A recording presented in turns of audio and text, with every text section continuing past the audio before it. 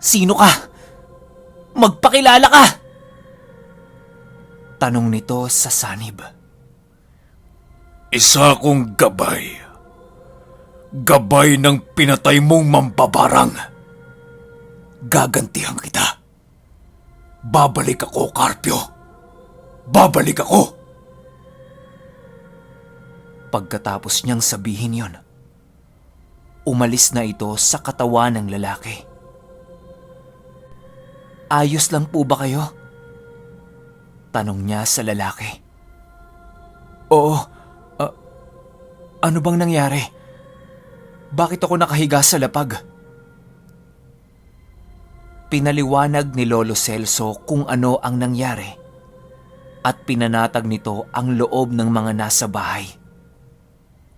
Ang sabi niya, hindi na sila gagambalain pa ng mambabarang dahil patay na ito. Naglagay din siya ng proteksyon sa buong bahay. Binigyan niya din ng pangontra ang babaeng biktima at nagpaalam na sila nung araw na yon na nakamit nila ang respeto ng lahat ng taong nakatira doon. Habang naglalakad, naitanong ni Lolo Celso kay Lolo Carpio ang tungkol sa sinabi ng isa pang sapi. Manong, ano po bang ibig sabihin ng sumanib sa lalaki kanina? Bakit kilala ka niya? At bakit alam niya ang kakayahan mo? Isa pang tanong ko, Manong. Bakit niya nabasag ang pambakod ko? Siya si Pang-al. Yun lang ang binanggit ni Lolo Carpio. Ha? Sino si Pang-al, Manong? Muling tanong nito. Isa sa mga diwatang pinarusahan ng Tatay Juan ko. Kilala niya ang halos lahat ng mga tinawag dahil dati siyang gabay ng kalikasan. Naligaw lang siya dahil sa galit nung namatay ang kanyang anak dahil sa pananakop ng mga Hapon. Ang kwento ni Pang-al ay kagaya rin ng kwento ng karamihan ng mga panahong yon. Marami ang namatay at namatayan. Mga ama, mga ina, mga anak, at mga kapatid. Si Pang-al ay isang mabuting mangangaway. Isang matuwid na gabay ng kalikasan. Ngunit binulag siya ng galit dahil sa kalupitan ng panahon at ng sitwasyon. Nung nakarating na sila sa bahay ni Lolo Carpio, bungad ni Lolo Carpio, Tay, nakaharap namin ang mangangaway na si Pang-al. Ano? Nasaktan ba kayo? Gulat na tanong nito sa dalawa. Hindi po, Tay. Agad naman siyang umalis matapos niyang sabihin yung gusto niyang sabihin. Malaki ang atraso ng biktima sa kanya. Isinalaysay ni Lolo Carpio ang mga nangyari. Matapos nun naghapunan na sila at nagpahinga. Kinabukasan, habang naghahanda upang mangahoy, kinausap ni Lolo Juan si Lolo Celso. Celso, ang nakalaban ninyo, Hindi siya biro. siya ay isang mangangaway. Higit na mataas ang aral niya kesa sa inyo ni Carpio. Kaya niyang gamitin ang mga gabay ninyo laban sa inyo. Wika nito. Pero tiyo, napigilan ko po siya at napaalis doon sa sinapian niya. Ibig sabihin, kayang-kaya po namin yon. Pagyayabang ni Lolo Celso. Hindi mo alam ang sinasabi mo. Umalis siya dahil alam niya na pamangkin at anak ko kayo. Kahit papano kinikilala niya pa din ang pagkakaibigan namin. Side story muna tayo, mga lods. Si Pang-al at ang angka niya ay katuwang ng angka namin sa pangangalaga ng kalikasan at pagpapanatili ng balanse nito. Sila ang mga mangangaway. Ang mga mangangaway ay uri din ng mga babaylan na kayang tumawag ng mga espiritu upang makatulong sa pakikipaglaban o sa panggagamot. Si Lolo Juan at si Pang-al ay dating mag-aaral ni Nanang Goyang. Balik tayo sa kwento. Magkaibigan po kayo, tiyo? Tanong ni Lolo Celso dito. Oo, iisa ang guro namin. Si Nanang Mogoyang, ang nanay ko. Pero dahil sa ginawa ng mga Hapon sa pamilya niya, nakulong siya sa galit at paghihiganti. Napatay ang anak niya at asawa. Ang masakit pa nito, ang pumatay sa asawa at anak niya ay yung taong ginamot pa niya. Nagulat si Lolo Celso sa mga narinig niya. Nakaramdam din siya ng awa at lungkot. Ganon din ang sisi. Kasi ni hindi man lang niya naisip ang pinagdaanan ng nakalaban niya.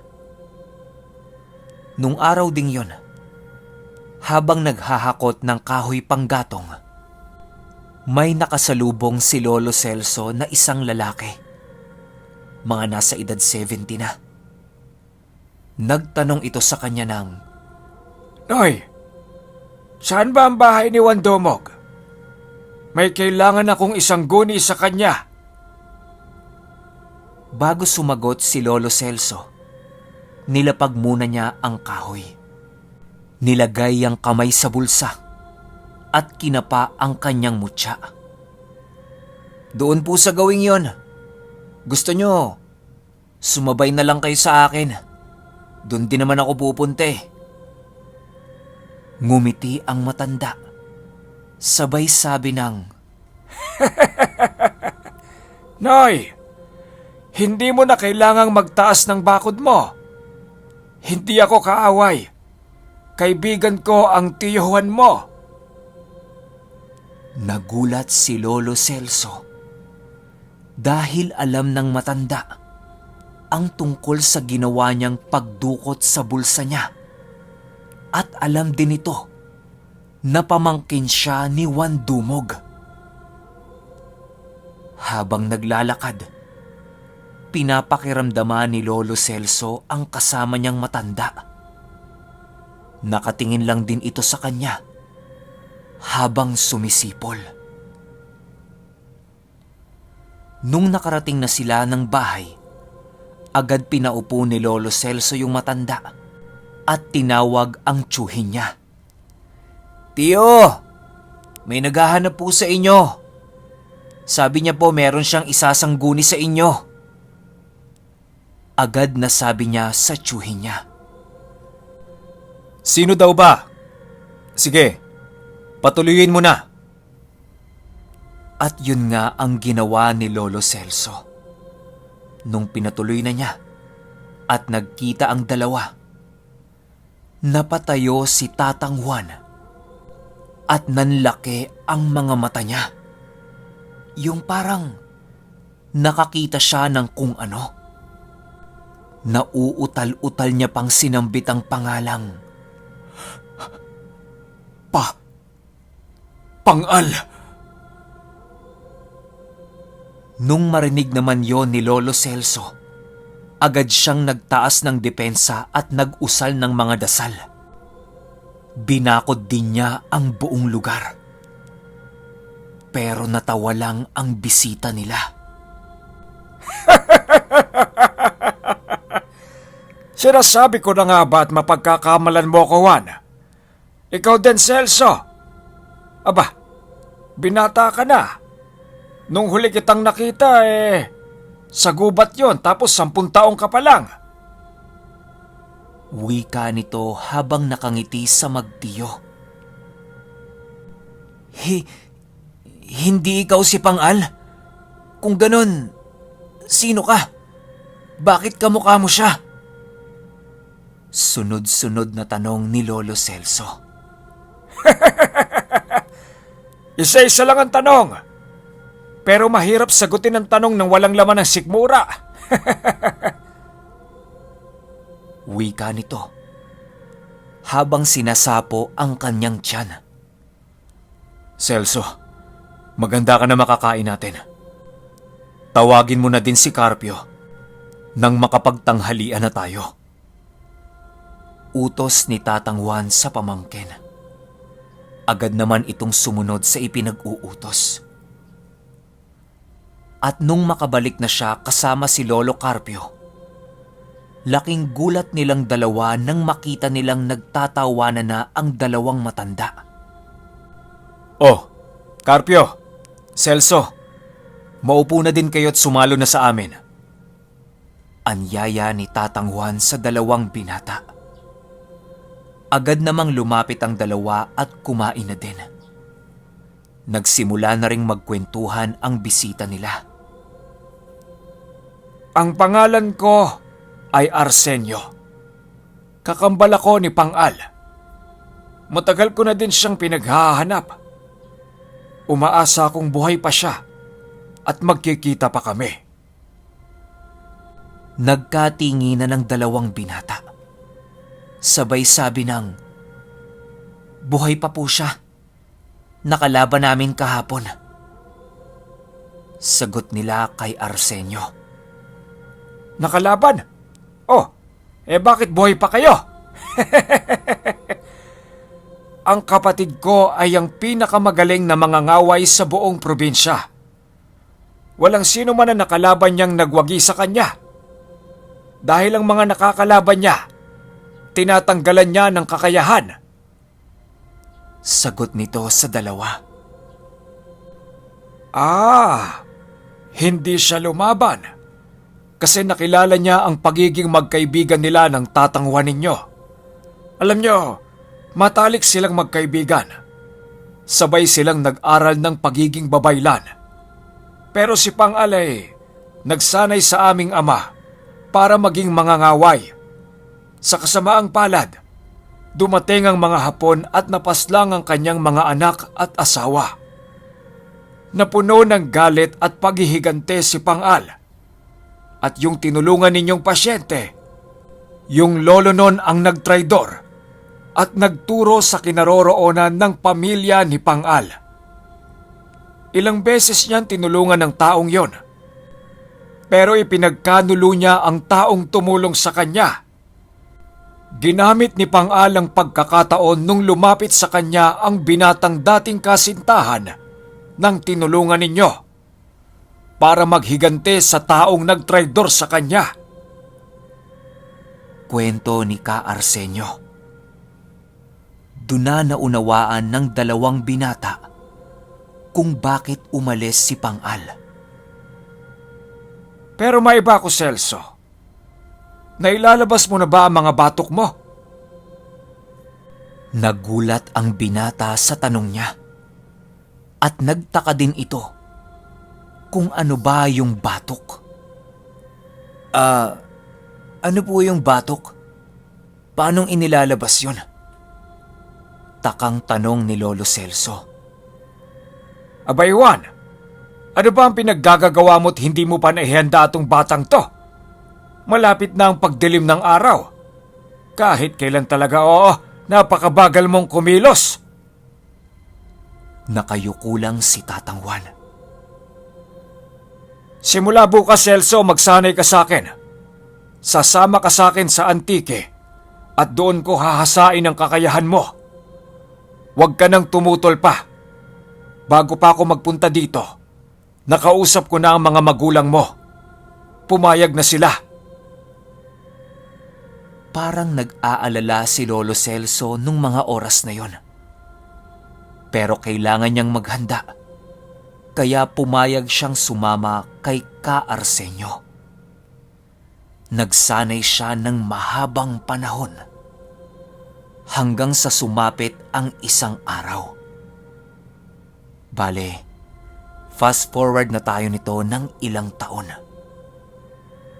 Ang araw na pinakahihintay ng angkan ng mga babaylan. May sumanggani sa kanila, kay Ka Arsenio, isang pamilya na ginagambala ng tikbalang. Bilang manggagayaw, kailangan niyang tumugon.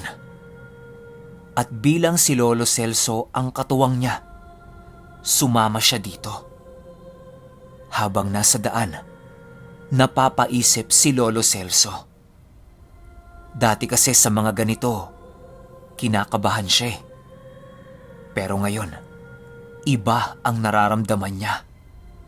Yung pakiramdam na napakagaan niya at nakakaramdam din siya ng gigil dahil sa isinalaysay nung taong sumangguni sa kanila.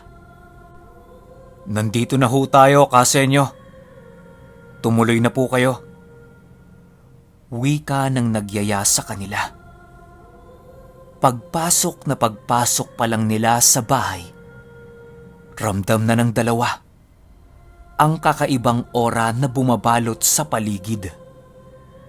Nakakaamoy din sila ng mabangong amoy na parang bulaklak ng ilang-ilang. Kasabay ng amoy na yon ang maalinsangang paligid. Celso, magtaas ka na ng bakod. Malakas ang makakalaban natin. Agad namang isinuot ni Lolo Celso ang kanyang mutya at nag-usal ng mga ritual.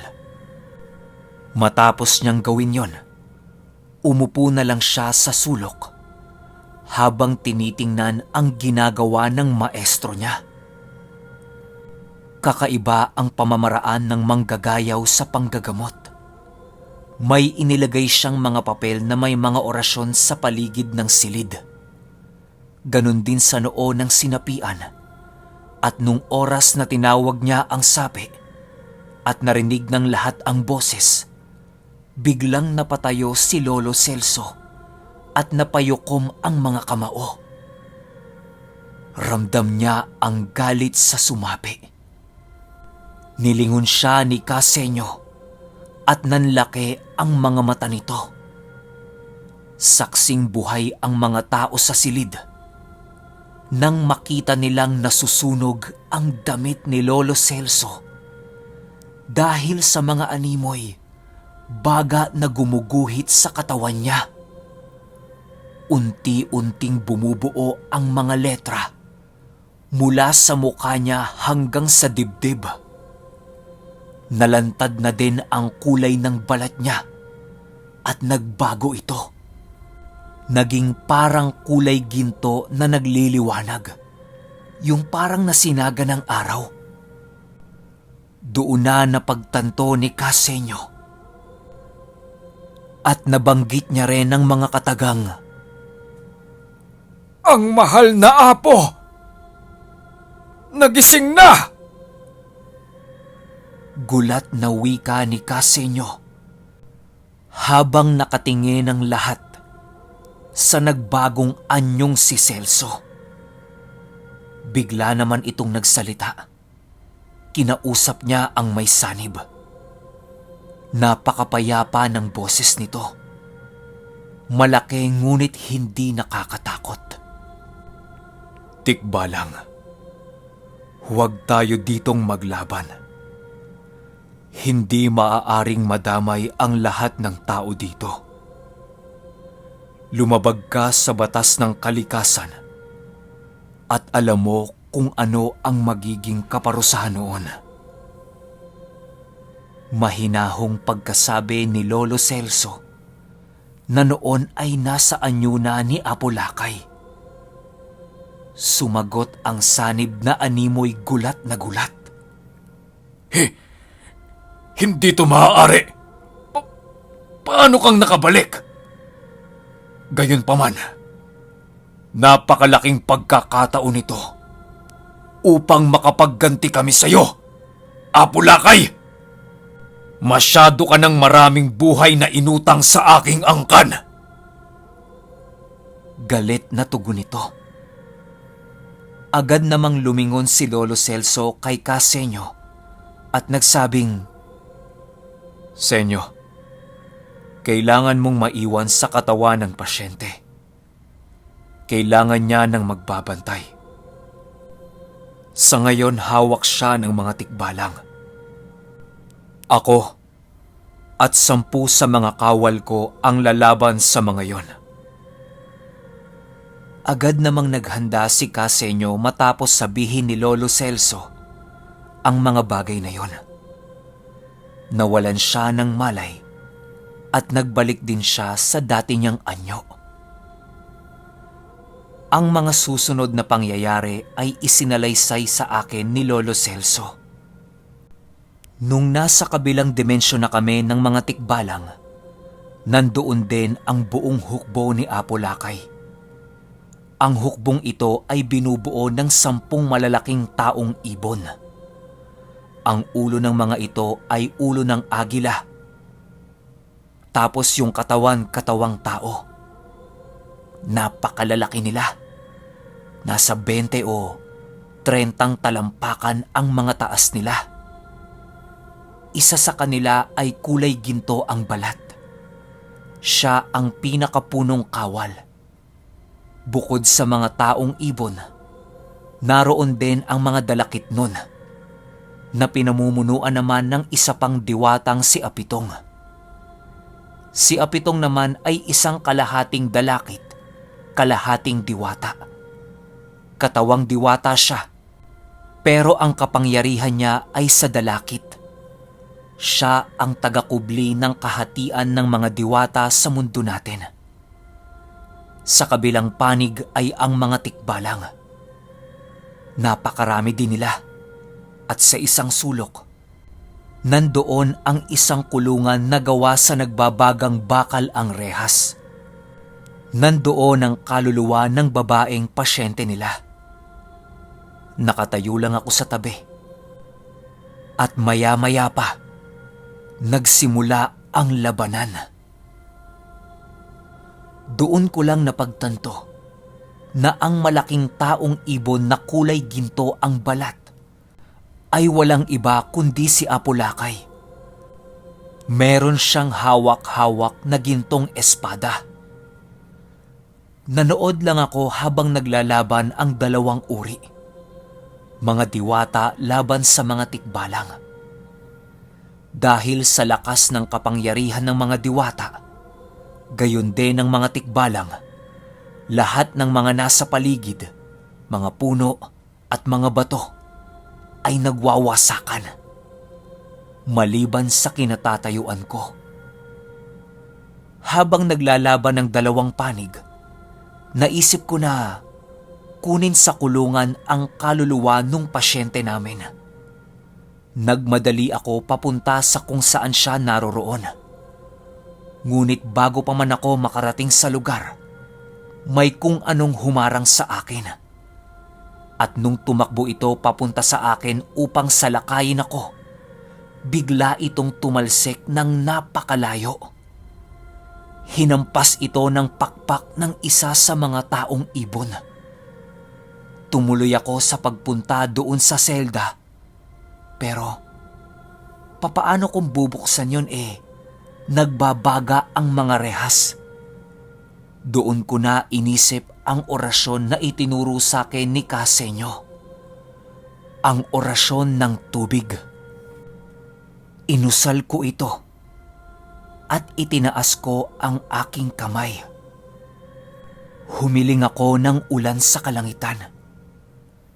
Medyo nakailang sambit din ako ng orasyon.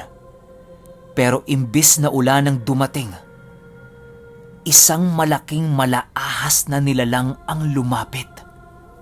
Binugahan niya ng tubig ang kulungan at napaspas ang nagbabagang selda. Nabuksan ko ito. Laking gulat ko nang biglang nasa likuran ko na ang tikbalang na sumanib sa pasyente namin. Puro sugat na ito. Putol na din ang kanyang kaliwang kamay. At sinabi niya sa aking, Nanalo kayo sa ngayon. Pero babalik kami. Tandaan nyo. Matapos yon ay tumakbo na siya papalayo. Nung tumingin ako sa lugar na pinaglalabanan, wala nang tikbalang ang nakatayo. May ilang sugatan sa panig ng mga diwata, pero wala sa kanila ang namatay. Lumapit sa akin si Apolakay at sinabi niya na, Nanalo tayo, Celso. Madali ka. Bumalik na tayo sa mundo ninyo. Matapos nun ay bigla niya akong hinawakan kasama ng kaluluwa ng babaeng pasyente namin. Pagmulat ng mga mata ko, naroon na kami ulit sa bahay. Okay, kinikilig ako. Napakaastig ni Apolakay. Pero yung finale natin, mamaya na kaagad. Tulog muna ako. Yun lang, kita-kits sa finale. Salamat.